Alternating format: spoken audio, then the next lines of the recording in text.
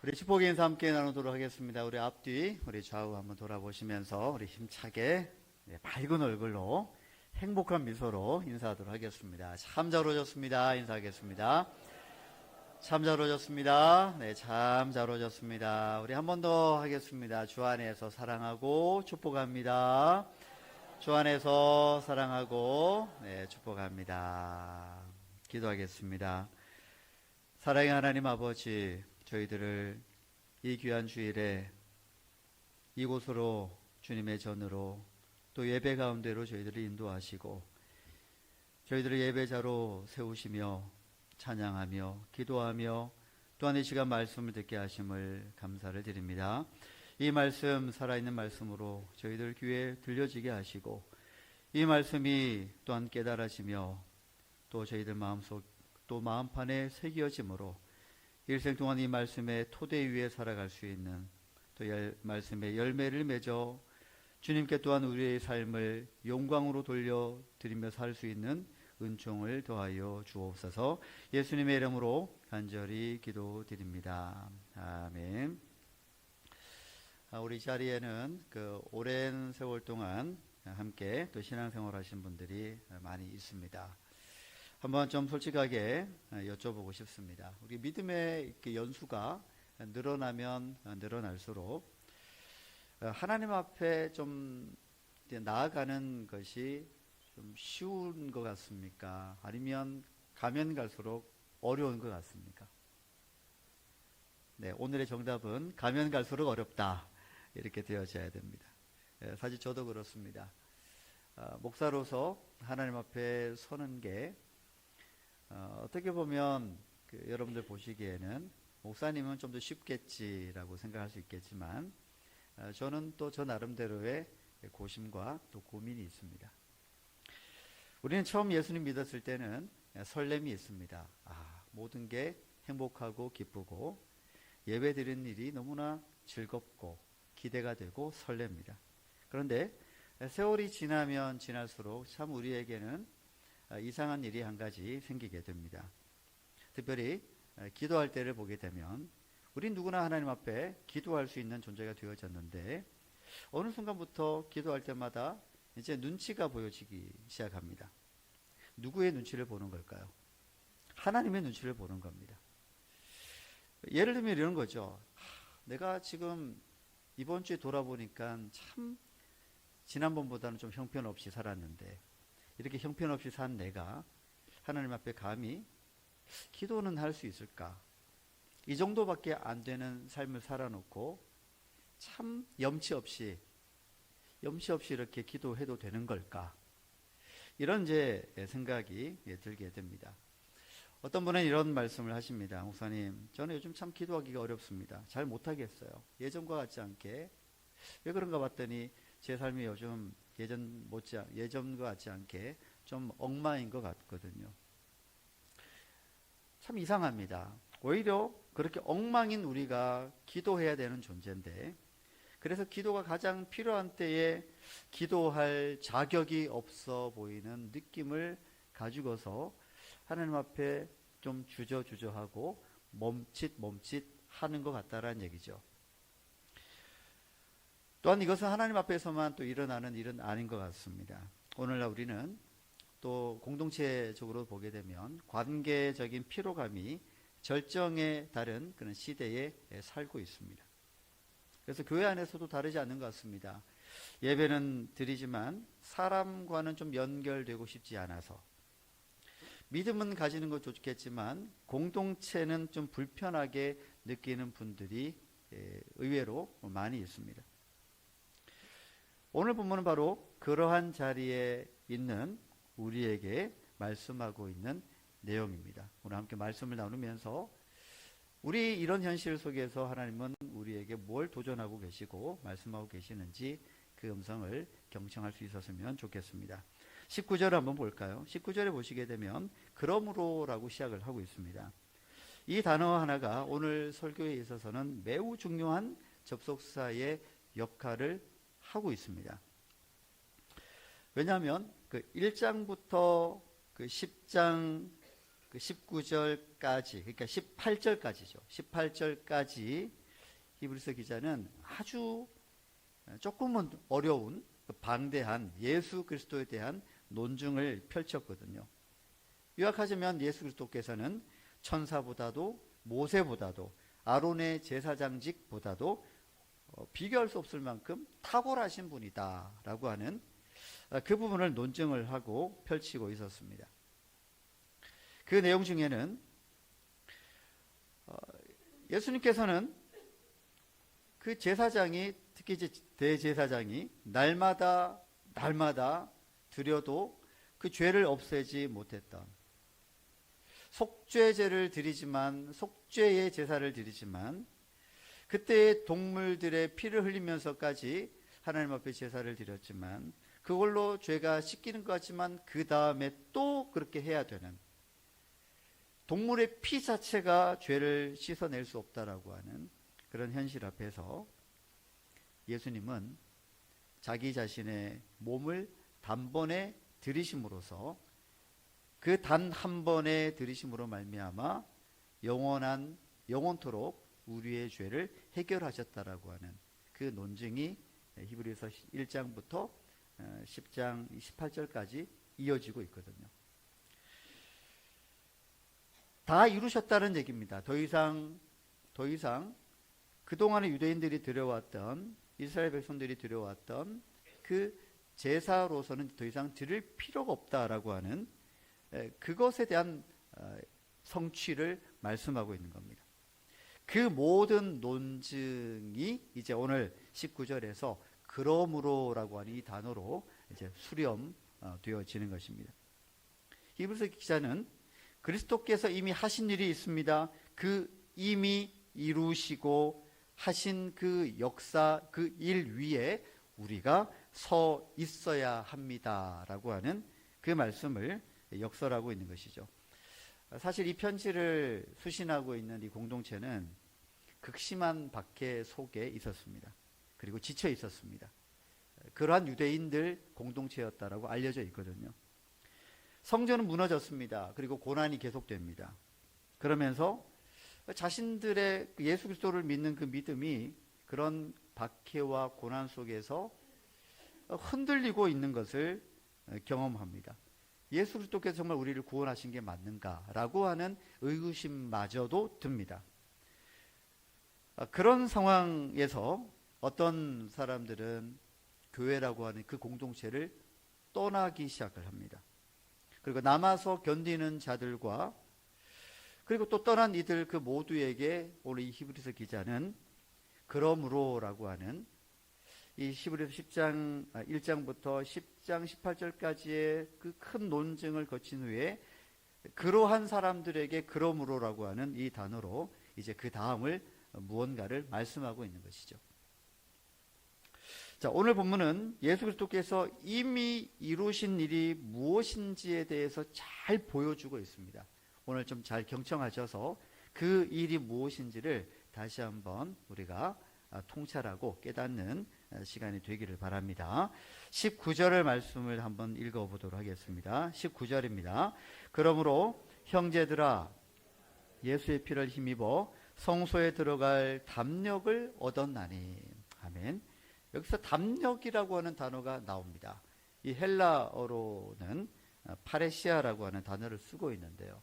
이 고대 그리스에서는 이 단어를 어떨 때 사용했냐 하면 자유롭게 말할 수 있는 권리, 또는 왕 앞에서조차도 목숨이 끊어질 염려 없이 그 왕 앞에서 무언가를 직언할 수 있는 자격과 권리, 그리고 어떤 눈치도 보지 않고 거침없이 나아갈 수 있는 자격을 이야기를 할 때 이 파레시아라고 하는 이 단어를 썼습니다. 우리가 성소에 들어갈 이 파레시아, 이 담대함, 담력을 얻었다라고 하는 말은 하나님 앞에서 어깨를 펼 수 있다라는 뜻입니다. 하나님 앞에서 어깨를 펴고 걸어 들어갈 수 있는 자격과 권리를 얻었다라고 하는 점에서 오늘 히브리서 기자는 이 담력, 담대함, 즉 파레시아를 사용하고 있는 것입니다. 구약시대에 지성소에 들어갈 수 있는 사람은 대제사장 한 사람뿐이었습니다. 그러니까 성소와 지성소가 있었거든요. 그것도 1년에 단 한 번만 속죄 1회만 가능했습니다. 반드시 피를 가지고 들어가야 했고, 그리고 거기에서 조금이라도 하나님께서 의도하신 뜻대로 원칙대로 그 제사를 드리지 않으면 부정하게 되어져서 거기에서 대제사장이 죽습니다. 제사를 드리다가 대제사장이 죽는 일도 있다라고 하는 것입니다. 그래서 대제사장이 들어갈 때 뭘 차고 들어가냐면 그 허리에 끈을 묶고요. 그 다음에 방울을 묶습니다. 그 제사를 드리다가 죽을 수도 있기 때문에. 그러나 그 성전에서 봉사하는 이들이 그 죽은 것을 이렇게 감지를 하고 그 시신을 이렇게 모시고 나와야 되는데 지성소에는 대제사장 외에는 들어가서는 안 되거든요. 그래서 그 묶여있는 끈을 가지고 이렇게 시신을 끌어내는 그런 장치를 하고 들어가는 것입니다. 그러니까 대제사장은 뭘 걸고 들어가는 거예요? 그러니까요. 생명 걸고 들어가는 겁니다. 목숨 걸고 들어가는 겁니다. 그 말은 뭐죠? 대제사장이 목숨 걸고 들어간다는 얘기는 그걸 백성을 대신해서 들어간다는 얘기인데, 말하자면 하나님 앞에서 잘못 드려진 제사를 인하여서 사실 우리도 죽을 수밖에 없는 그런 존재라고 하는 그 무서움이 있고 공포가 있고 어떻게 보면 두려움이 있는 것입니다. 그런데 이제 그런 게 끝났다는 얘기입니다. 오늘 본문은 우리가 하나님 앞에 나아갈 수 있는 그 근거가 어디에 있는가? 어디에 있다고요? 예수의 피를 힘입어서 하나님께로 나아가는 담력을 얻었다라는 얘기입니다. 얼마나 감사한 일입니까? 이 말씀에 아멘 하셨으면 좋겠습니다. 내가 더 나아졌기 때문이 아니죠. 아까 처음 말씀드린 것처럼 기도할 때에도 내가 이 형편으로 내가 기도할 수 있겠나? 라고 할 때에 이제 그게 아니라는 얘기입니다. 우리가 하나님 앞에 나가서 기도할 수 있는 담력을 얻을 수 있는 것은 무엇 때문이라고요? 우리의 좋은 상태? 어떤 좋은 영적인 상태 때문이 아니라 예수 그리스도의 피 때문에, 예수님의 보혈 때문에 우리는 기도할 수 있는 자가 되어지고 예배를 드리는 자가 되어질 수 있다라고 하는 것, 의심 없이 믿을 수 있기를 축복합니다. 우리는 그래서 자주 이렇게 생각하죠. 내가 좀 더 열심히 하면 괜찮지 않을까?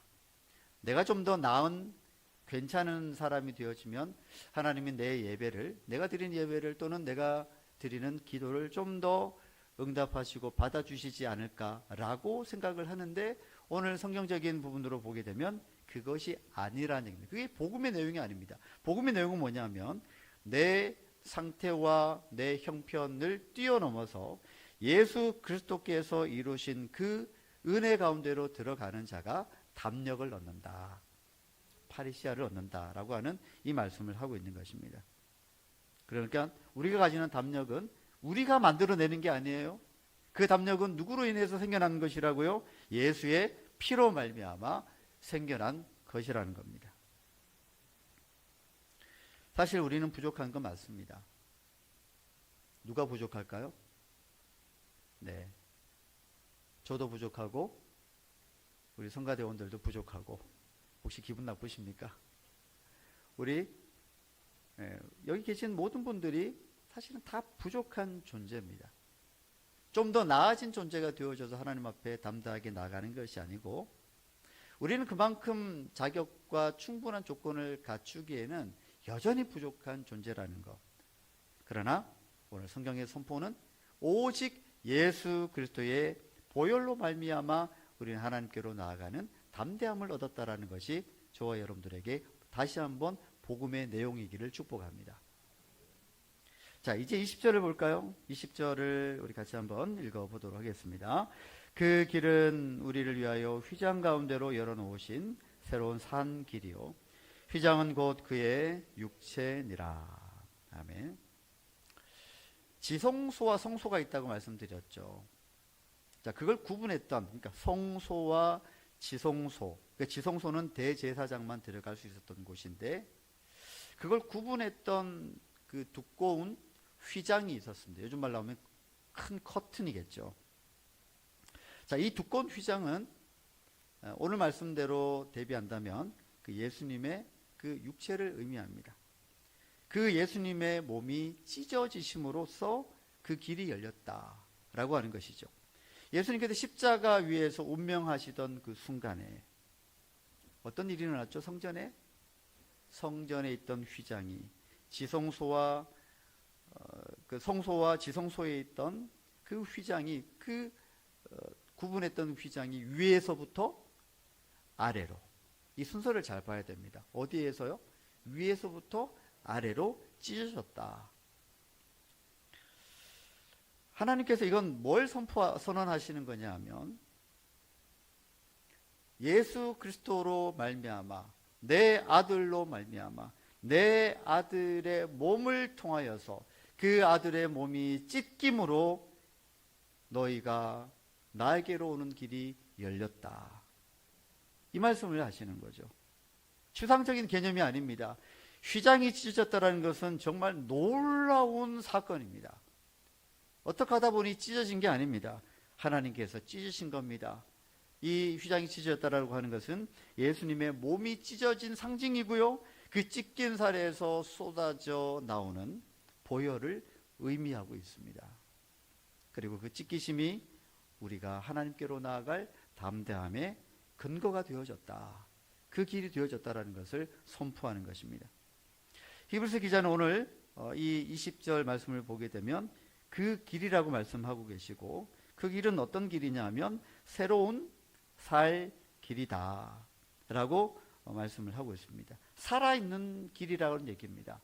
그냥 깔려있는 수동적인 길이 아니고 우리를 구원으로 이끌어내는 능동적이고도 굉장히 우리를 구원으로 이끌어가는 역동적인 길이다. 살아있는 길이다 라는 것을 선포하고 있습니다. 예수님께서 말씀하셨죠. 이 길과 관련해서 예수님이 요한복음 14장 1절에서 6절에 말씀하신 것처럼 내가 곧 길이요 진리요 생명이다라고 말씀하셨습니다.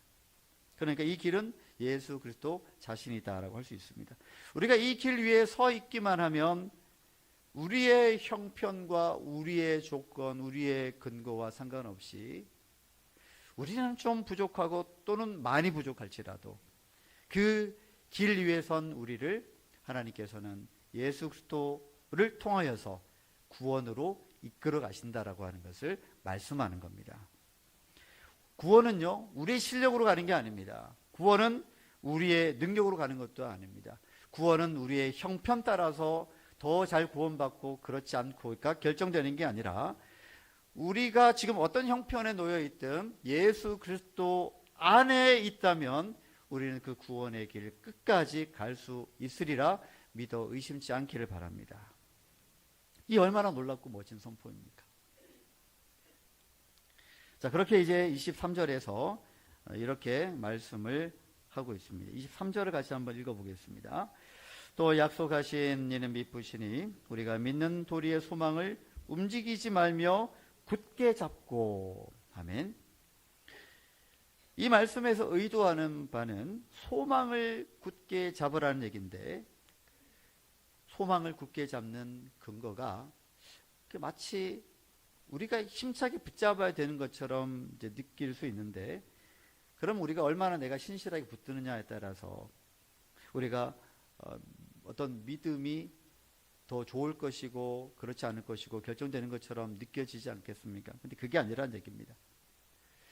붙드는 이가 어떤 사람이든 그 붙드는 그 소망의 주체가 되시는 예수님이 미쁘시고 그 약속하신 이가 신실하기 때문에 어떠한 자라도 그 소망을 붙드는 자에게 구원이 임한다. 이 말씀을 하고 있는 것입니다. 반대로 얘기하면 우리가 소망의 주님을 붙드는 게 아니고 소망의 주님께서 우리를 붙드신다 라고 하는 게 좀 더 정확한 것 같습니다. 오늘 이렇게 예배 드리는 성도님들 중에 혹 최근에 믿음이 좀 약해진 것 같은 느낌을 가지고서 이 자리에 나오셨을 수 있습니다. 내가 지금 제대로 신앙생활하고 있는 것일까라고 하는 스스로에 대한 어떤 그 의구심마저 드는 분들도 있었을 것입니다. 그러나 기억하시기 바랍니다. 우리가 예수님을 믿고 살아간다라고 하는 것은 그것은 생명의 길이고 구원의 길이고 살아있는 길이라고 하는 것을, 그 길 위에 있는 것이 굉장히 중요하기 때문에 오늘 이 자리에 그럼에도 불구하고 예배 드리러 나온 이 여러분 한 분 한 분들이 바로 그 생명의 길 위에 있고 소망의 길 위에 있고 그 길이신 주님께서 우리를 지금도 붙들고 계신다라고 하는 그 믿음 가운데 다시 한번 일어설 수 있기를 축복합니다. 자, 그런데 이제 오늘 본문은 놀라운 전환을 하고 있습니다. 19절부터 21절 그리고 22절과 23절까지 그 수직적인 차원에서 우리에게 어떤 일이 일어났나, 예수 그리스도로 말미암아 하나님께로 나아갈 담력을 얻었다라고 하는 그 근거에 대해서 말씀하고 있다면, 이제는 24절부터는 수평적인 관계로 확장합니다. 어떻게 확장하는지 볼까요? 24절부터 25절의 말씀인데요. 같이 한번 읽습니다. 서로 돌아보아 사랑과 선행을 격려하며 모이기를 오직 권하여 그 날이 가까움을 볼수록 더욱 그리하자. 아멘. 이렇게 이어집니다. 여러분 순서를 잘 따라오셔야 됩니다. 처음에는 어떤 관계였다고요? 위에서 아래로 수직적으로 하나님께서 우리에게 하나님께로 나아갈 수 있는 담대함의 근거를 예수 그리스도 안에서 찾아야 된다라고 말씀하셨죠? 그걸로 끝나는 게 아닙니다. 어디로 이어진다고요? 수평적으로, 공동체적으로 확장시켜줍니다. 예수님의 보혈이 우리 자신을 하나님 앞에 담대하게 세우는 근거가 되었다면, 그 동일한 예수 그리스도의 보혈이 우리를 공동체라고 하는, 즉 공동체 안에서의 형제 자매들 가운데로 우리를 확장시켜 주시고 연결시켜 준다라고 하는 것입니다. 우리가 예수님의 보혈로 말미암아 우리가 하나님께로 나아갈 수 있게 되었다면 우리는 더 이상 이제 혼자가 아니다, 혼자 설 수 있는 존재가 아니다. 이건 언제까지나 이제는 공동체적으로 이해되어져야 된다는 것을, 그런 말씀 차원에서 우리 시선을 넓히고 있는 말씀입니다. 24절과 25절에서 두 가지를 말씀을 하고 있죠. 첫 번째는 서로 돌아보아 사랑과 선행을 격려하라. 말씀하자면 상대방을 좀 살펴보라는 얘기입니다. 한번 실천해 볼까요? 옆에 있는 분들 한번 쳐다봐 주시기 바랍니다. 돌아보라고 했지 않습니까? 좀 돌아보시고, 어떤 분이 오셨구나.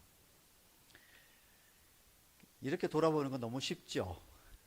정말 쉬울 겁니다. 그런데 오늘 성경에서의 서로 돌아보라고 하는 이 말씀은 우리 공동체 안에 있는 한 사람 한 사람에 대해서 작지만 그래도 따뜻한 관심을 좀 보여주라는 얘기입니다.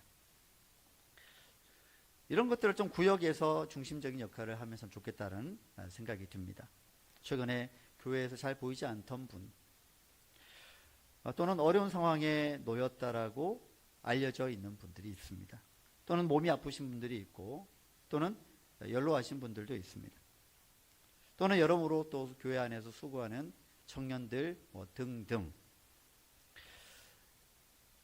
우리가 그냥 돌아본다라고 해서 한번 얼굴을 딱 보고 끝나는 게 아니고, 서로 돌아온다는 얘기는 관심을 표현하라고 하는 말씀입니다.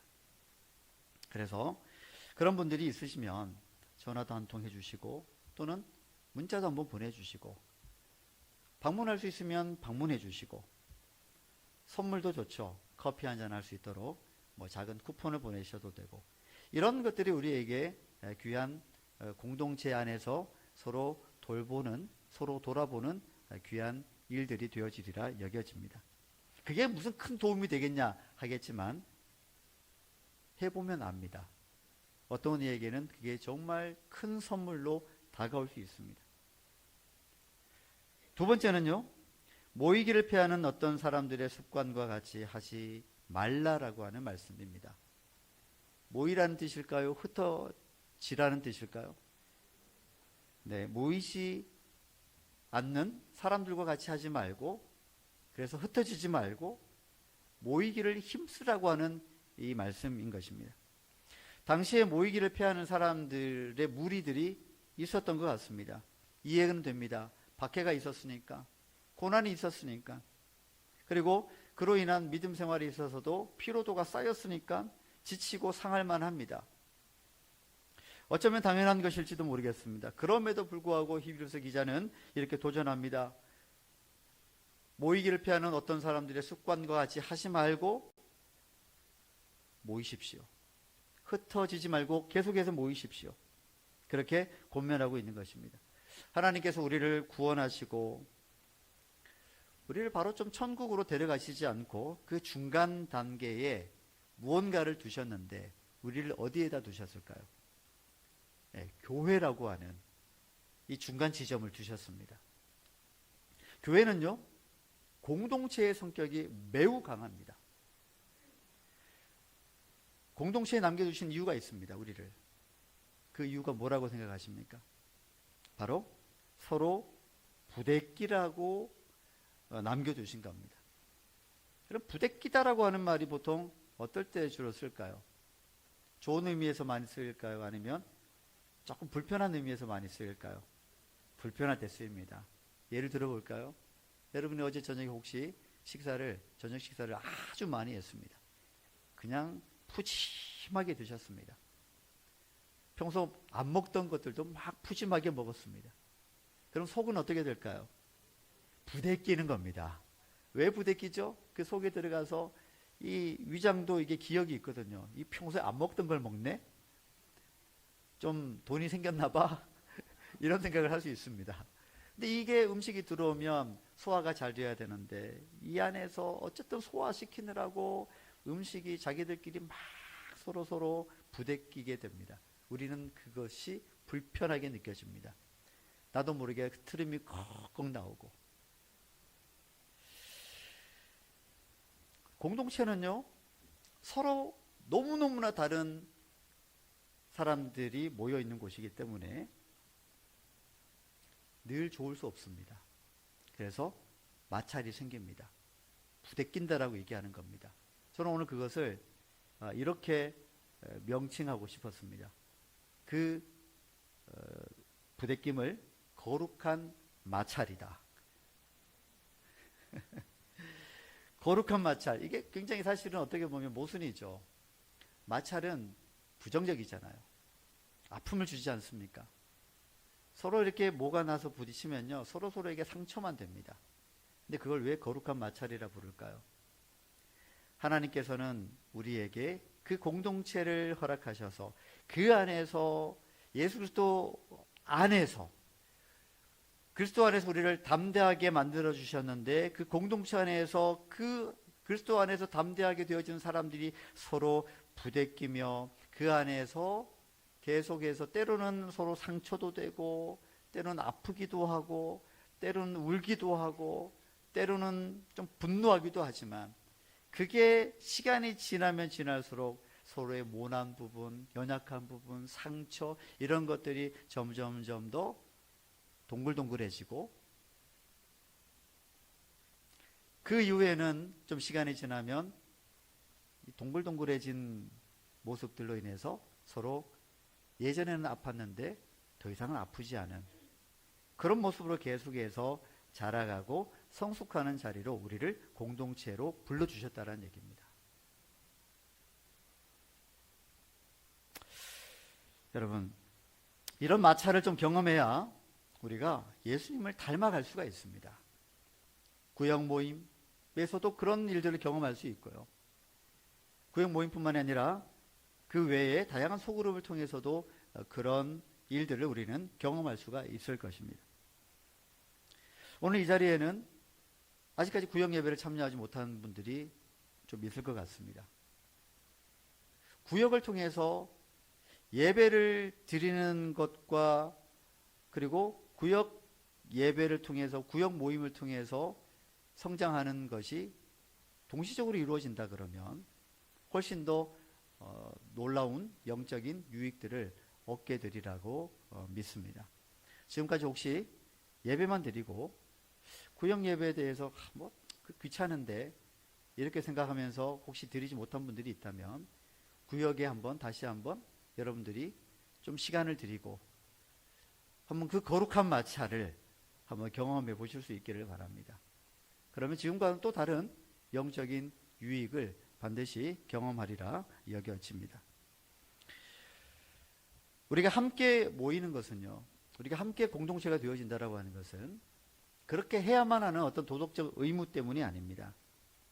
말씀이 그렇게 하라고 했기 때문에 의무적으로 책임을 감당하는 것 또한 아닙니다. 그것은 사실은 굉장히 영광스러운 자리입니다. 왜 그럴까요? 우리가 복음 안에 있기 때문에 예수 그리스도로 말미암아서 하나님께로 나아갈 담력을 얻은 사람으로서 하나님과의 관계는 해결이 되어졌는데 우리 수평적인 관계에 있어서 공동체 안에서 함께 어우러지고 때로는 아프지만 그 안에서 하나님의 성품에 참여할 수 있는 기회를 얻을 수 있다고 하는 것은 굉장한 축복입니다. 이 축복을 우리 교회 안에서 예배뿐만이 아니라 또 소그룹 또 구역 안에서 경험되어질 수 있기를 축복합니다. 25절 마지막을 한번 볼까요? 25절 마지막 부분을 보면 이렇게 되어 있습니다. 그 날이 가까움을 볼수록 어떻게 하자고요? 더욱 그래야 하자. 멈추지 말라는 얘기입니다. 힘들면 힘들수록 세상은 어쩌면 우리를 흩어지게 만들 수 있겠지만 그럴수록 우리는 더 모여야 한다라는 말씀입니다. 모이기를 피하는 어떤 사람들의 습관과 같이 하지 말라라고 하는 이 말씀을 우리가 좀 실천에 옮겨보면 좋겠습니다. 각 구역마다 명칭은 이렇습니다. 거룩한 동행 파트너. 이걸 한번 좀 정해서 실행을 해보시면 좋을 것 같습니다. 주의할 것은 남녀로 묶으시면 절대로 안 됩니다. 저는 책임 못 집니다. 절대 엄격하게 제한합니다. 남자는 남자, 여자는 여자로. 이렇게 좀 파트너를 정하셔서 예를 들면 이렇게 할 수 있는 거죠. 한 달에 최소 한 번은 우리가 같이 새벽 기도회를 한번 가자. 좋죠. 저는 우리 성가대가 그렇게 꼭 해보기를 축복합니다. 뿐만 아니라 우리가 그동안에 수요 예배를 잘 못 나오신 분들이 있다면 좀 의기투합해서 우리 수요 예배도 한번 가보자. 뿐만이 아니라 같이 성경을 읽어도 되고요. 같이 기도 제목을 나누면서 어느 기간 동안 함께 서로 기도해 줄 수 있는 중보자의 역할을 하시는 것도 귀한 아이디어입니다. 이 외에도 여러분들이 이 거룩한 동행 파트너로서 서로에게 격려할 수 있고 또 신앙의 유익을 줄 수 있는 어떤 내용들을 여러분들이 한번 자체적으로 재량껏 개발하셔서 해보시면 참 좋겠다라는 제안입니다. 오늘 이 자리에는 많은 분들이 예배를 지금 드리고 있습니다. 하나님 앞에 나아가기가 두려운 분도 있고요. 기도를 오랫동안 못했었던 분도 계시고 이 자리에 앉아 있는 것 자체가 참 민망한 분들도 있을 수 있습니다. 그러나 오늘 말씀에 힘을 얻기를 바랍니다. 우리가 주님께로 나아가는 담력, 담대함은 우리에게 근거가 있지 않다. 예수 그리스도의 보혈로 말미암아 우리가 갈 수 있다라고 하는 이 믿음을 잃지 않고 계속 나아갈 수 있기를 바랍니다. 또한 우리가 기억할 것은 교회는 완벽한 사람들의 모임이 아니다라고 하는 것입니다. 그래서 부족하지만 서로 모여서 예배드리고 함께 공동체 생활하는 것을 여러분들이 기꺼이 받아들이시고 함께 그 안에서 성장하고 성숙하는 기쁨을 누려보실 수 있기를 축복합니다. 그래서 다시 한번 이번 주에 두 가지만 꼭 실행해 보셨으면 좋을 것은 첫째, 한 분이라도 돌아보면서 작은 관심을 표현해 보십시오. 그리고 거룩한 동행 파트너를 작정하셔서 정해 보셔서 함께 선한 영향력을 주고받는 그런 일에 함께 조력자가 되어 주실 수 있기를 축복합니다. 말씀 뵙겠습니다. 믿음에 있어서 오직 예수님의 피를 의지하면서 담대히 나아가실 수 있기를 바랍니다. 그리고 그 담대함으로 옆에 있는 우리 공동체의 지체들을 따뜻하게 돌아보는 아름다운 공동체의 일원으로서 함께 성장하고 자라갈 수 있기를 주님의 이름으로 축복합니다.